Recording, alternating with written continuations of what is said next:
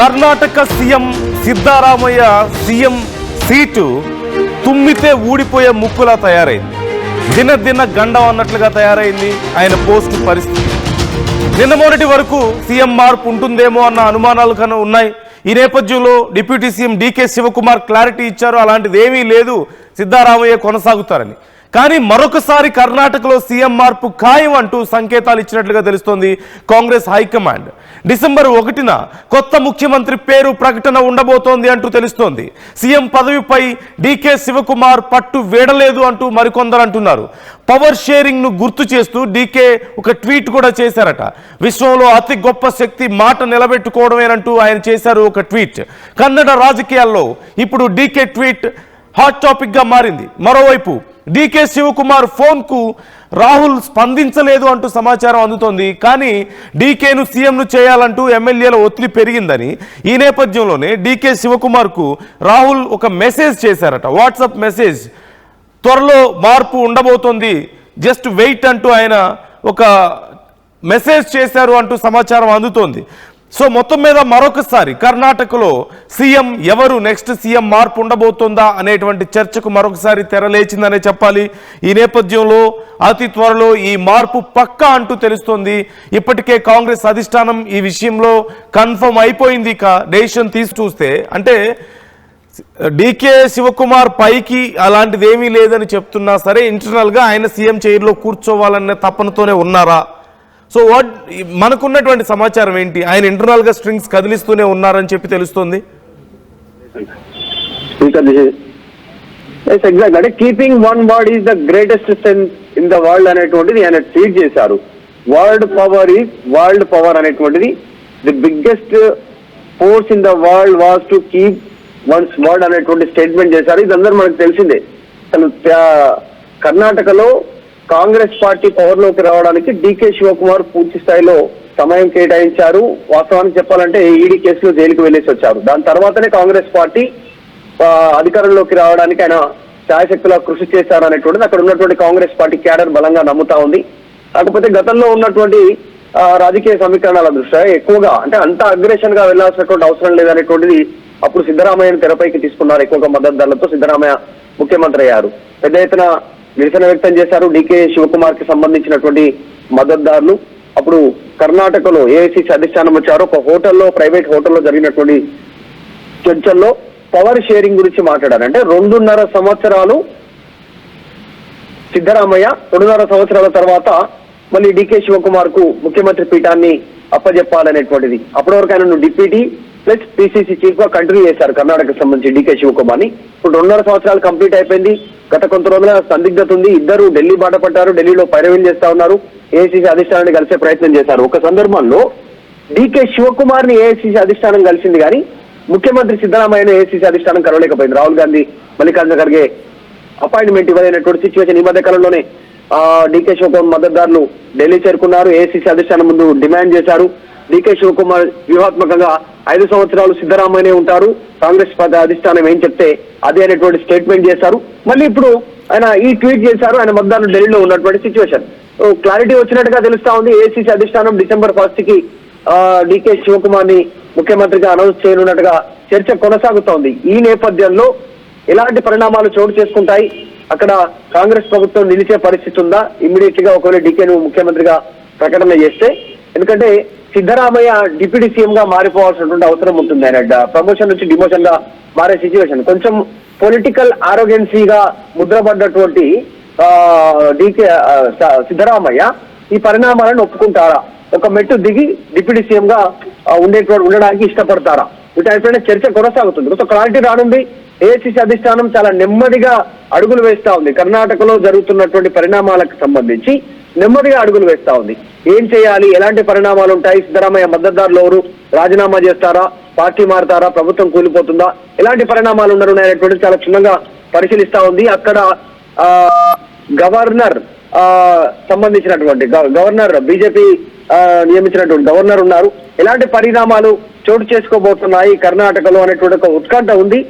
DK ముఖ్యమంత్రి కాబోతారా, లేకుంటే మరి అధిష్టానం ఇంకా కాస్త బుజ్జగించే ప్రయత్నమే చేస్తుందా? ఈ ప్రకటన కేవలం కంటి తుడుపు చర్యనేనా అనేటువంటి చూడాలి. నందు ఒక సందిగ్ధత ఉంది. కాంగ్రెస్ కి దేశంలో మొత్తం 3 రాష్ట్రాల్లోనే అధికారం ఉంది. ఒకటి కర్ణాటక, హిమాచల్ ప్రదేశ్, తర్వాత ప్రస్తుతం తెలంగాణ. ఇక్కడ మొన్న కాస్త ఇబ్బందికర పరిస్థితులు ఉంటే మొన్న జూబ్లీ ఉప ఎన్నికతో సద్దుమణిగింది. కానీ కర్ణాటకలో చాలా క్రూషియల్ సిచ్యువేషన్ ఉంది. 2 వర్గాలుగా విడిపోయాయి అధికార పార్టీకి సంబంధించి. డీకే, సిద్ధరామయ్య గ్రూపులుగా విడిపోయినటువంటి పరిస్థితి ఉంది. ఇప్పటికే అనేక అవినీతి ఆరోపణలు. డీకే శివకుమార్ కొంచెం ఇక్కడ ప్లే చేస్తున్నారు అన్నట్టు చూడాలంటారా? ఎందుకంటే మొన్నేమో నేను అలాంటి పని చేయనన్నారు, ఇప్పుడు ఈ పోస్ట్ ఒకటి పెట్టారు ట్విట్టర్లో, ట్వీట్ చేయడం కానీ, లేదంటే ఇప్పుడు ఆల్మోస్ట్ ఆయన సిద్ధమవుతున్నారు సీఎం పదవి కోసం, లేదంటే ఆయన అనుచరులు ఏదో ప్రెజర్ తీసుకొస్తున్నారు అనే వార్తలు కూడా మనం చూస్తున్నాం. So it's all his play అని చూడాలి మనం. ఆయన ప్లే చేస్తున్నట్లుగానే ఉందా ఇదంతా? అంటే జనరల్ గా రాజకీయాల్లో అట్లాంటి సిచ్యువేషన్ ఉంటుంది. ఈజీగా బయటికి చెప్పినట్టుగా రాజకీయం ఓపెన్ గా రాజకీయ నాయకులు చేయరు. బయటనేమో అధిష్టానం చెప్పింది ఫైనల్, అధిష్టానం ఏం చెప్తే అదే వింటాను, నేను కట్టర్ కాంగ్రెస్ అనేటువంటి స్టేట్మెంట్ కాంగ్రెస్ పార్టీ నాయకులు గతంలో చేశారు. దేశవ్యాప్తంగా అనేక రాష్ట్రాల్లో ఇట్లాంటి స్టేట్మెంట్సే ఉంటాయి. కానీ ఇంటర్నల్ గా వాళ్ళు చేయాల్సినటువంటి రాజకీయాలు చేస్తారు పదవి కోసం. డీకే శివకుమార్ కి సంబంధించి ఈ మధ్య కాలంలో కర్ణాటకలో జరుగుతున్నటువంటి పరిణామాలు గమనిస్తే సోషల్ మీడియాలో, కర్ణాటక సోషల్ మీడియాలో పెద్ద ఎత్తున ప్రచారం జరుగుతుంది. ఏంటంటే డీకే శివకుమార్ జైలు కేసులో, ఈడీ కేసులో తిహార్ జైల్లో ఉన్నటువంటి సందర్భంలో ఆయన తండ్రి చనిపోయారు. తండ్రి చనిపోయినప్పటికీ కూడా ఆయన బెయిల్ తీసుకోవడానికి నిరాకరించారు. అంటే జనరల్ గా రావాల్సి వస్తాను, ఈ టైంలో బయటికి రానటువంటి అంత గ్రడ్జ్ తో పొలిటికల్ బీజేపీ పార్టీ వారి రైవల్ పార్టీ పైన ఉండి అధికారంలో తెచ్చే ప్రయత్నం చేశారు. ఆయన తండ్రి చనిపోయినా బయటికి రాలేదనేటువంటి ఒక మద్దతు మొత్తం కాంగ్రెస్ కర్ణాటకలో చర్చ జరుగుతా ఉంది. సిద్ధరామయ్య డీకే శివకుమార్ తెచ్చినటువంటి అధికార పీఠం పైన కూర్చున్నారనేటువంటి సోషల్ మీడియాలో ప్రచారం చేస్తున్నాడు. మెల్లిగా స్పీడ్ పెంచే ప్రయత్నం చేస్తున్నాడు. డీకేనేమో బయటికి అట్లా మాట్లాడుతున్నా, ఇంటర్నల్ గా మాత్రం డీకేకు పూర్తి స్థాయిలో కర్ణాటకలో మద్దతు పెరుగుతా ఉంది కాంగ్రెస్ లో. సో ఏం జరగనుందనేటువంటి చర్చ ఉంది.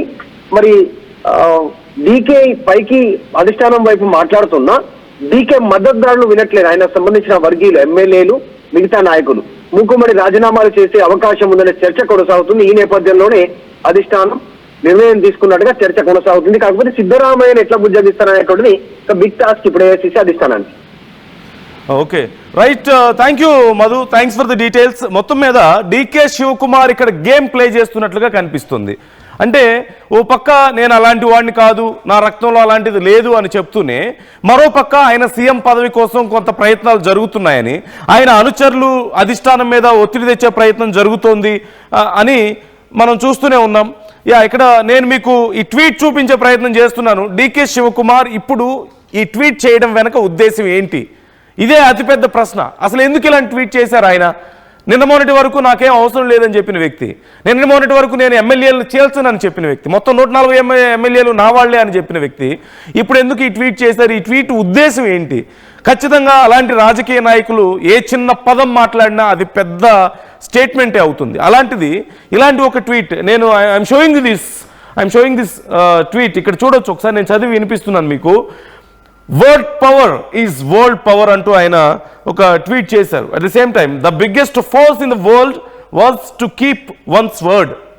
ప్రపంచంలో అతిపెద్ద శక్తి తానిచ్చిన మాట నిలబెట్టుకోవడమే, ఇదే అతిపెద్ద ఫోర్స్ అంటూ ఆయన చెప్తున్నారు. At the same time be it a judge, president or anyone else, including myself, everyone has to walk the talk. Word power is world's power.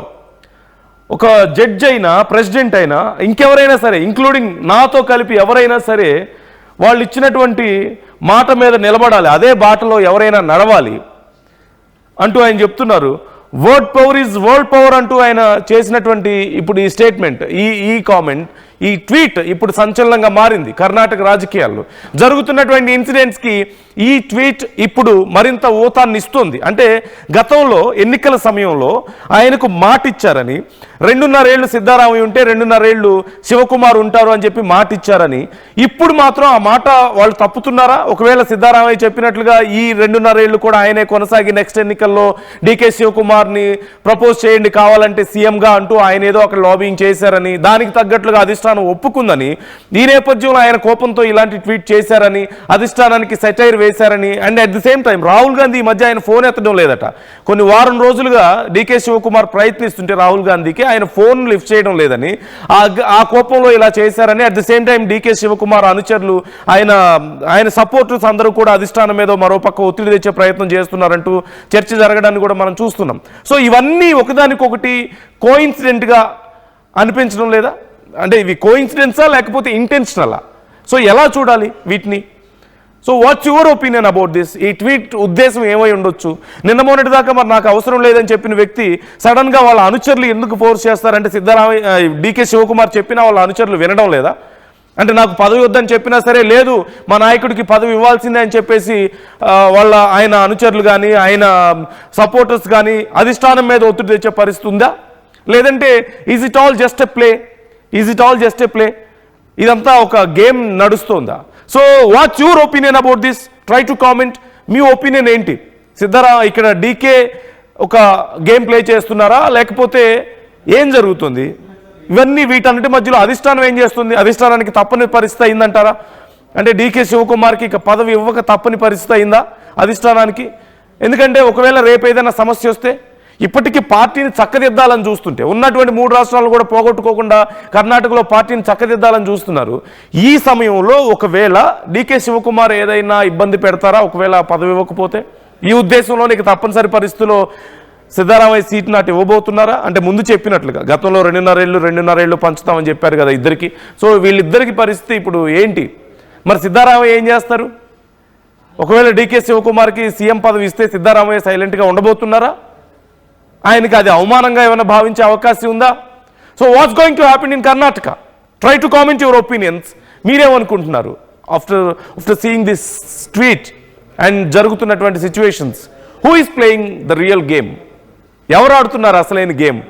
అధిష్టానం ఆడుతుందా లేదంటే డీకే శివకుమార్ ఆడుతున్నారా?